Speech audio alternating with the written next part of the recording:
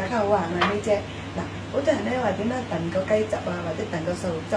咁咧今日咧我就教你哋燉一個嘅雞汁。咁好啦，咁一個碗，預備一個碗，一個燉盅。咁一個將隻碗撲轉咗去，即係咁樣撲轉去，擺落個燉盅嗰度。係啦，就咁樣啦。擺落燉盅就好啦。將隻雞佢先咧就去咗皮，搣晒啲油份佢。咁咧就搣晒油份，停乾啲水。嗱，就算頸咧都要得翻嘅。咁好啦，我就將佢擺落去。隻雞已經停乾咗水㗎啦。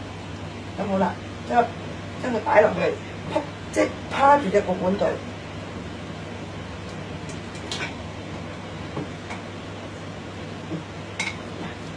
隻雞就咁樣啦。咁啊趴住個碗度咁點啊？乜唔使俾水㗎，乜都唔使俾。咁好啦，冚住個蓋。冚住個蓋。咁跟住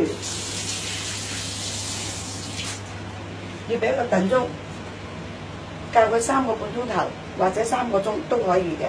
咁啊擺落去，係啦。咁就由佢燉啦。